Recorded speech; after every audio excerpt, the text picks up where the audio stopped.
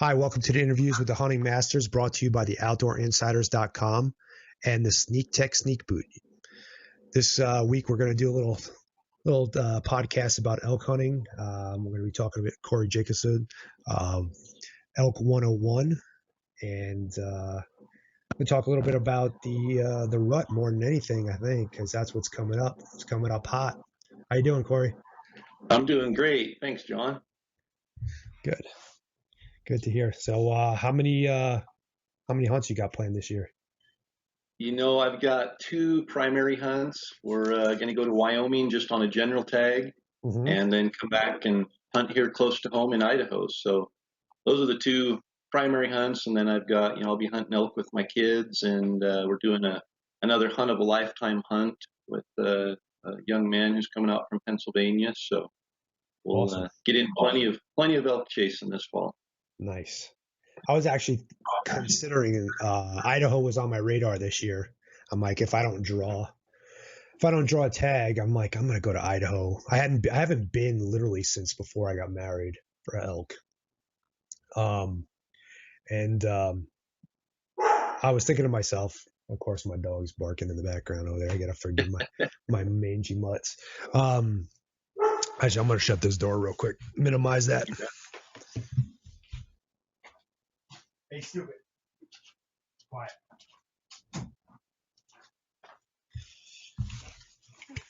All right, that's better.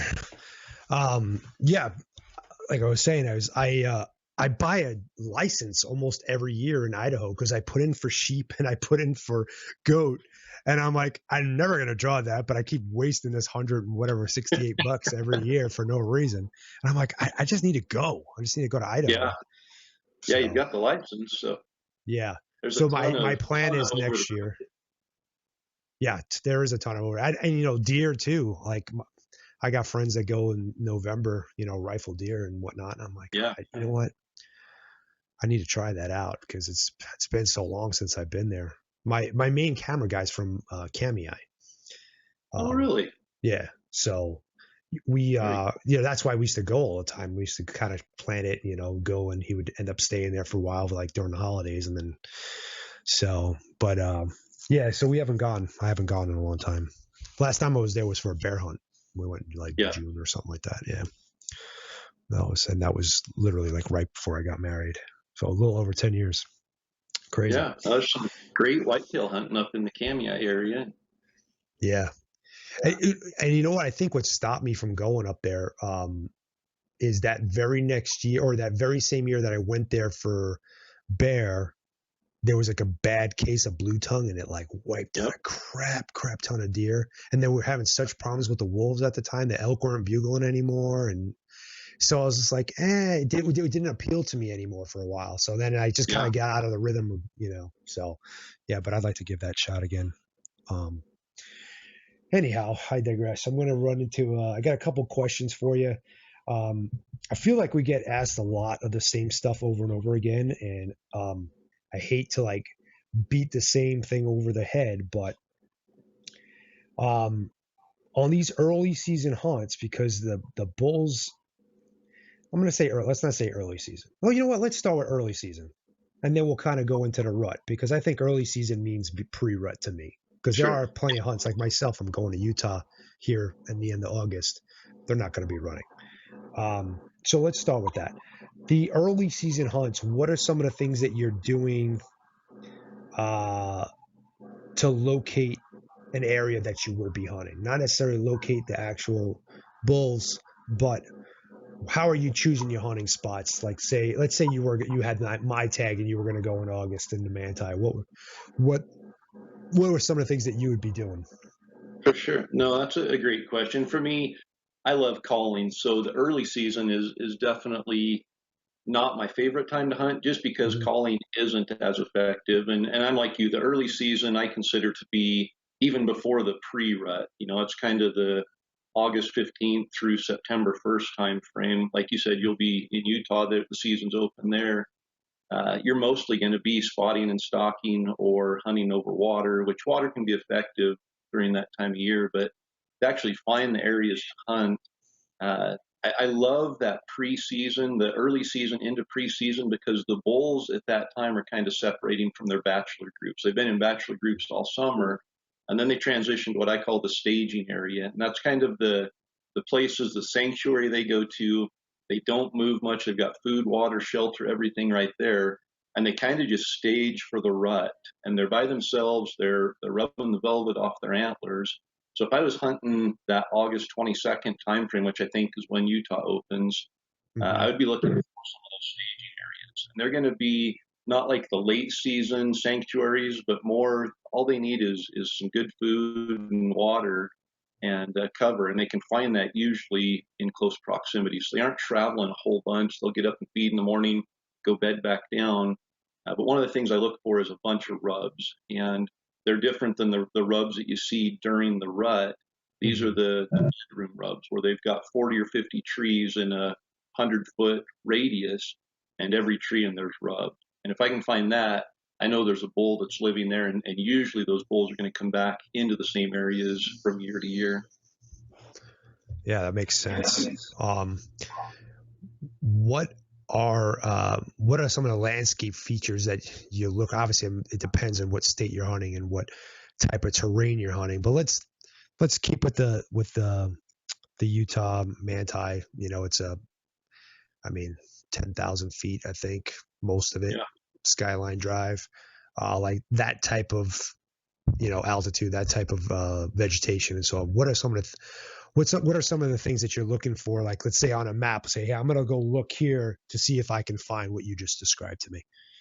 Totally. Yeah. And so I spend a lot of time on Google Earth, and I'm primarily looking for north-facing slopes, especially in that early season. That's going to be the coolest part of the terrain, and the bulls are going to be bedded on that. That's where those benches are going to be. That's where the little sanctuaries and bedrooms are going to be. And if you can find those north-facing slopes that have good cover, maybe an open hillside or a ridge close by that they can go out and feed on and graze on, and then walk right back into that heavy cover where they've got shade all day and it's cooler, usually a spring or something close by. So if I'm on Google Earth, I'm going to be looking primarily on north-facing slopes. I'm going to be trying to identify some water and maybe some feed features. And usually when you start doing it at that level, you can narrow it down to 5 or 6 spots that really stand out. And typically you're able to sort of get into elk pretty quickly.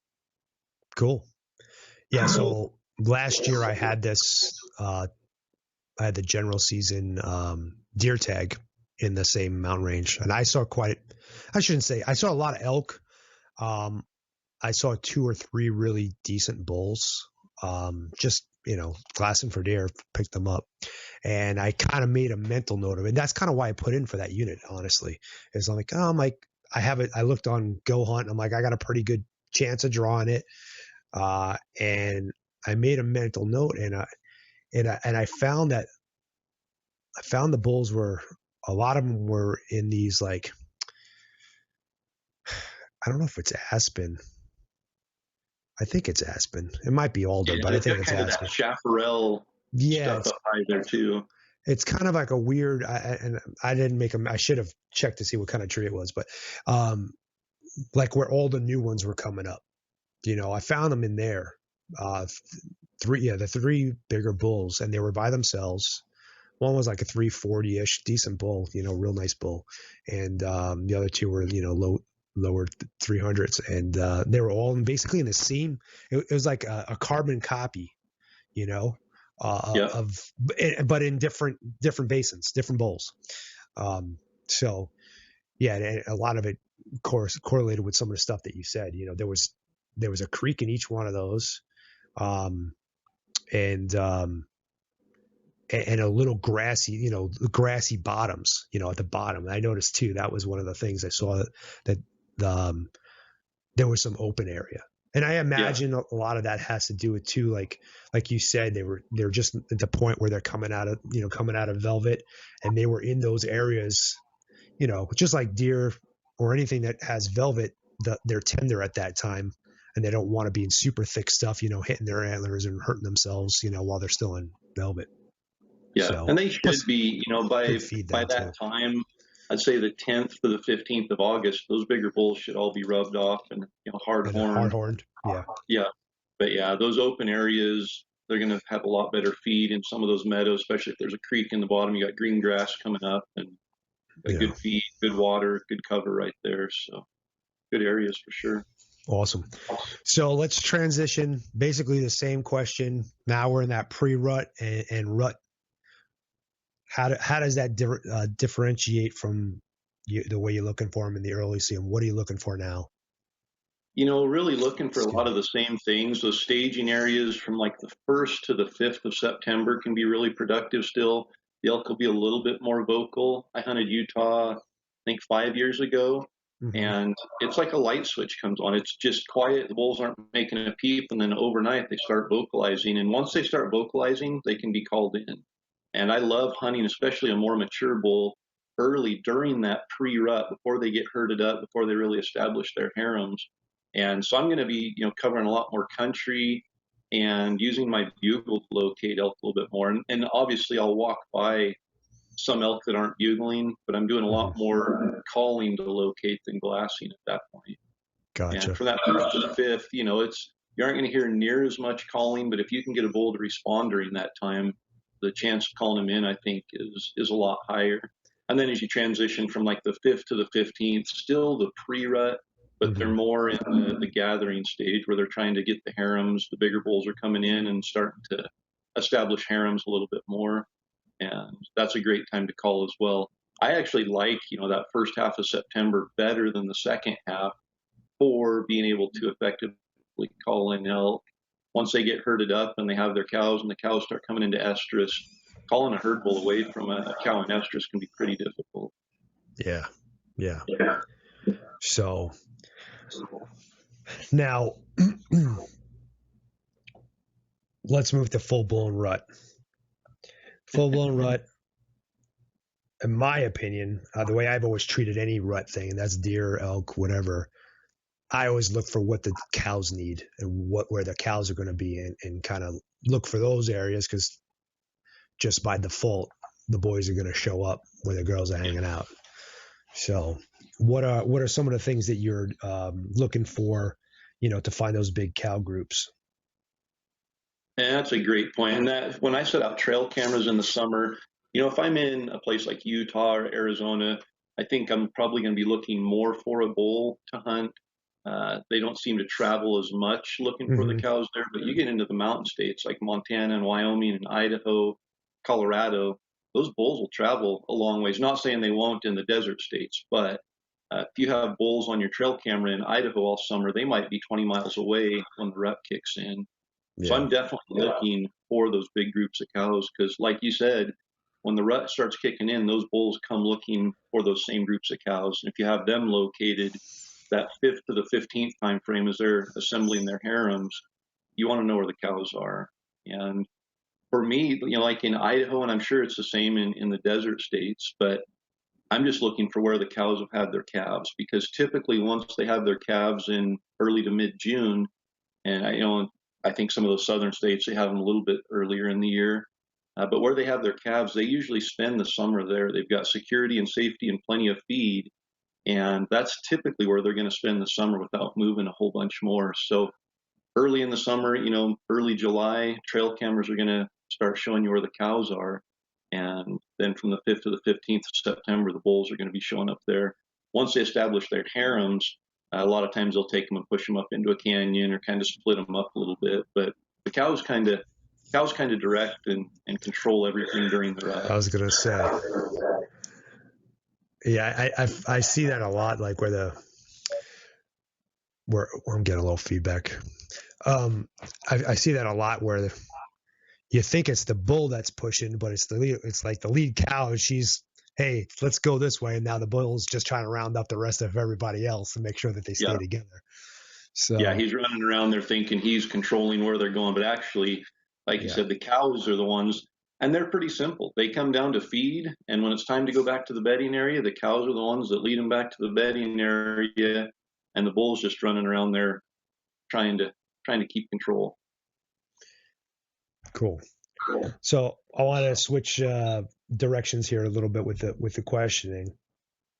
We're deep in the rut, or the rut's getting going. You know what? Actually, I'm going to back up because you said you like that little pre-rut, that like week before they actually get going. Yeah. Let's talk about some of the calls that you do. Maybe if you can show us some of the calling that you do, Yeah. and the whys and whens of it. Totally. Yeah. And so for me, I like that pre-rut. Again, it's different in every state, but really the peak rut's going to be sometime the That's similar. 20th or the 30th of September, sometime around that fall equinox. That's what I would consider the peak rut, when the cows are in estrus, the bulls are going crazy, they're breeding, all of that. And the transition going up to that, from the 5th or the 8th of September through the 15th or the 20th, the bulls are really aggressive. They're trying to establish dominance. They're trying to establish the herds. And that's the time that, if you want to be effective with calls, to really get aggressive with them, because the bulls will want to fight. They're wanting to come in and steal cows, or they're wanting to protect their cows. And calling can be effective even on bigger herd bulls, just as they're starting to establish those harems. So I like that time frame. My calling sequence and strategies really don't change from season to season, as far as pre-rut, peak rut, some of that. And my philosophy is really simple. I don't worry about what the elk are necessarily communicating. I think that they're going to respond to either the emotion, the desire to breed, or the desire to fight. And so I'm trying to trip one of those triggers. And so I always start my calling sequence, once I'm set up, always starts with a cow call.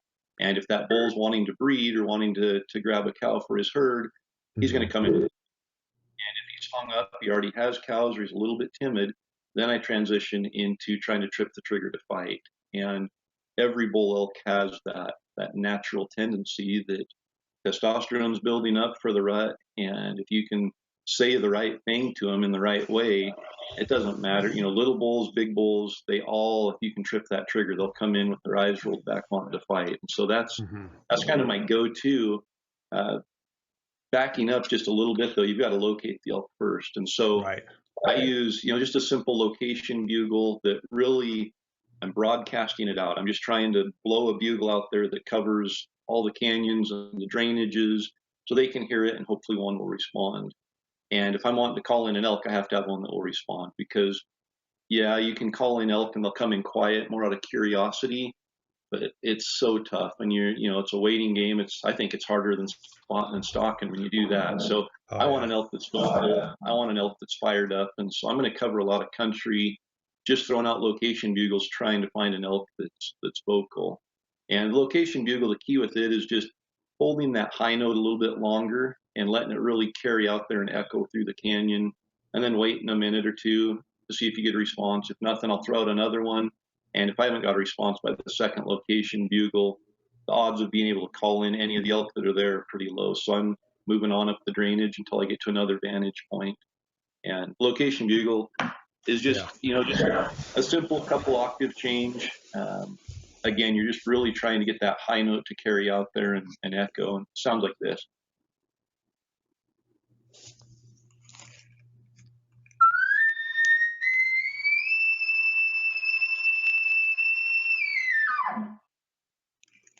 I had to take off my headphones. I don't want to blow my ears out.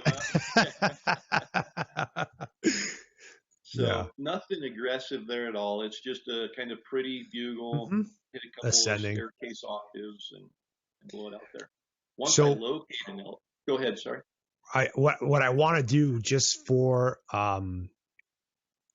ease of somebody trying to learn how to do that call, do it again, and then let's do a challenge bugle or something, or the other bugles that you use right after, to show the comparison, so we can like hear it next to each other, because we're going to talk about it, and then we're going to talk in between, and the brain's going to forget what it sounds like. Definitely. So let me explain my actual calling sequence once we get set up, and I'll come back and do the location bugle again. And that way it'll be some context for the challenge bugle. But so I get a location bugle, or I send out a location bugle and get a response. And then the key from there is not to call anymore. I go quiet and I move in as close to the bull as I can.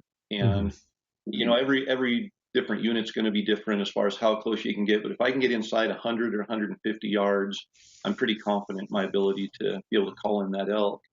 And so I get in close, get set up with good shooting lanes.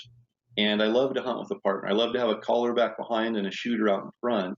Mm-hmm. And in that situation, the caller is just back there trying to really direct that bull into the shooter's lane or the shooting area there. And the way I do that is, as a caller back behind, I always start with a cow call. And there's a reason for it, and I'll explain that. But I start with just a simple cow call. And all I'm trying to do with that cow call is let the bull know there's a cow close by and get a response out of him. And I'm not worried about what kind of response. I just want him to respond and talk back to the cow. And so just a Okay. simple cow call.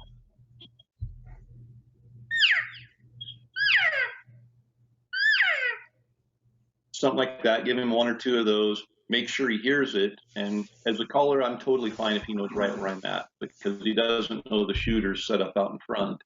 And then when that bull responds, I want to immediately hammer him with a challenge bugle. So I want to put everything I have into challenging that bull. And I think this is the key. Rather than worrying about what I'm saying, I'm worried about how I'm saying it. And I want to make sure that as the caller, I'm putting that emotion into it, that I'm truly conveying a message through how I'm bugling. And Okay. as a caller, I have to put that into it. I actually have to convey some anger and a challenge to that bull. And it's a short, really aggressive bugle. The key is to hit that high, shrill note and cut it off real aggressively. And the elk know what that means. They're able to feel that emotion in it. So challenge bugle sounds like this. Might want to remove your headphones.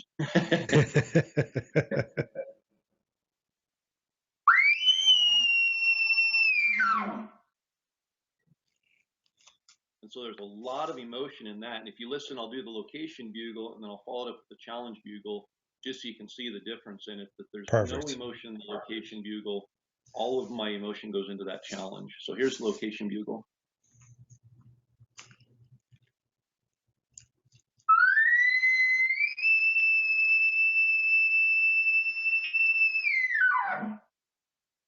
And then on the contrary, the emotion in the challenge bugle.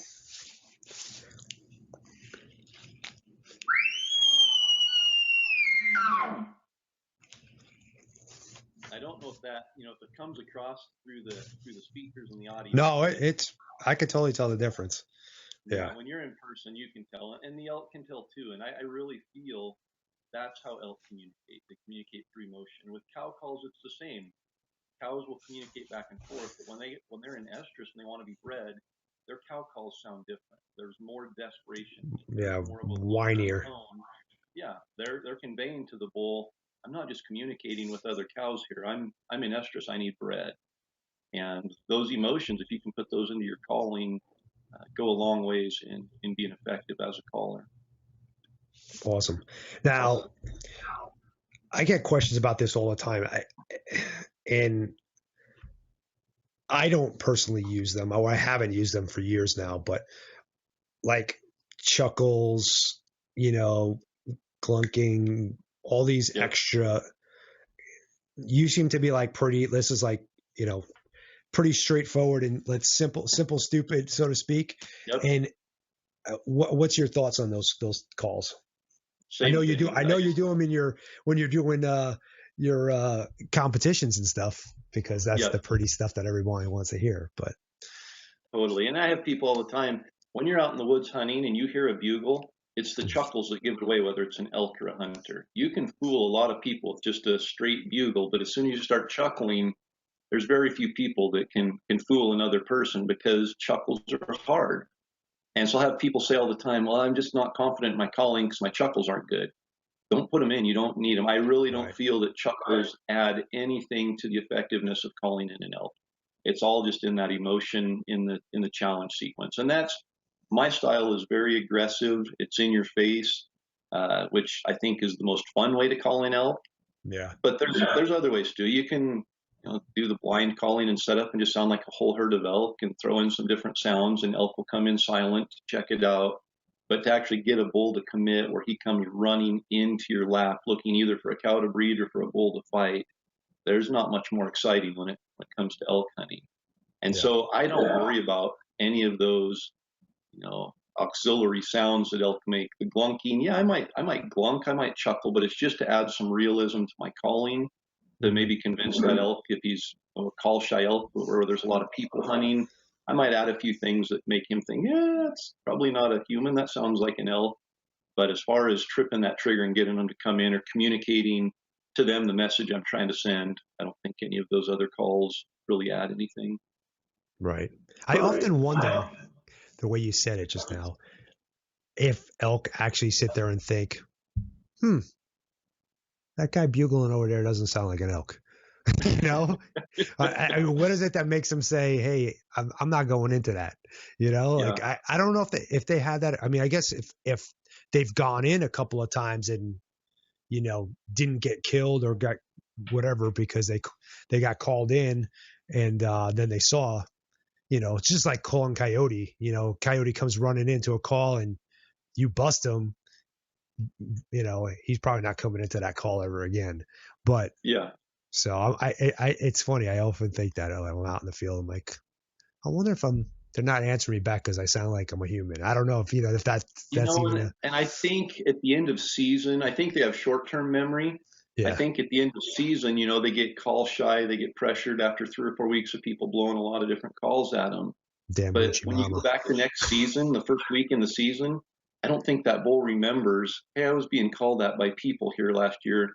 Those first couple of weeks can be really productive. And so I think elk have kind of a short-term memory where for a couple of weeks, they get pressured and they think, okay, I've got to be a little more careful. And obviously as elk get bigger, more mature, they're wiser, they're harder to call in. But I still don't think they correlate that first week or two that, hey, that's a human. There's a lot of human pressure in here as much as they do at the end of the season. No, yeah, it makes sense. Cool. Awesome. Is there any other calls that so you got the 2 bugles and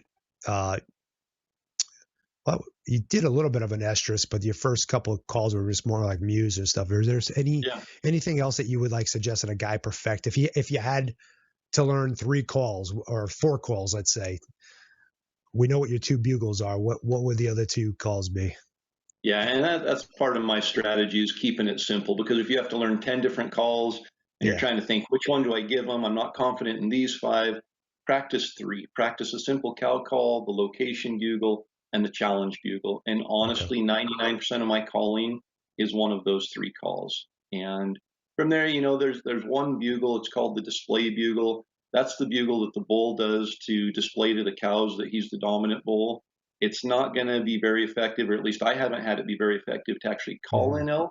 But a lot of times if there's a tight-lipped bull that just, I can't break him loose, I can't get him to respond, I need him to start being a little more vocal, I'll do the display bugle. And a lot of times it's kind of like, for me, it's like a shock gobble for turkeys. Okay. And a lot of times, you'll cluck and cluck and cluck and a tom won't gobble, and you do a shock gobble and he just hits you right back. It's kind of the same for elk. It's kind of the shock bugle. And it's just the display bugle. It's a full, clean bugle with the lip ball, I call it. Basically just buzzing your lips in the bugle tube. And so it's going to sound like this.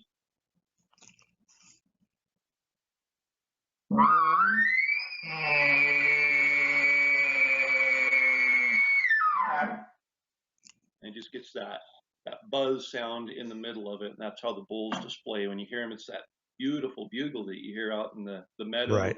Steam coming out of the bull's nostrils. It's not, like I said, it's not effective necessarily for calling in bulls, but sometimes it can break them loose and get them to be a little more vocal. And then I can cow call, they'll respond to that, and then I can hammer them with the challenge. I feel like when I bugle, it has more of that sound, not as nice as yours, but I think it sounds more like that. I have I don't know if I growl too much when I start and I keep that growl. Yeah. I don't know. I got to figure it out because I got really used to using a Fox Pro out here in Arizona because we're allowed to use them. And now, I finally draw out of state tags and then I can't use them. So I gotta go back to the roots. Start practicing the calls. Yeah. Yeah. It's been a while. So, but yeah, no, cool. Oh, that's all good information. And, I want to thank you for coming on. Where can our listeners, find out more about you and what you got going on? Yeah, they can just visit us at the website at elk101.com or follow us on social media. We've got Instagram, Facebook, just elk101. And, on the website, we're still doing the University of Elk Hunting online course and walking people through start to finish on every aspect of elk hunting. Cool. What are some of the other features on the website? On Elk 101, we've got anything that you can think of elk related. So educational, entertainment, everything there from fitness and calling tactics to scouting, videos on, how to build an archery target all the way through calling tips and tactics. So anything you can think of or dream about when it comes to elk hunting, you should be able to find it at Elk 101. Sweet. Well, thank you very much, and we'll talk to you soon. Sounds great. Thanks, Joe.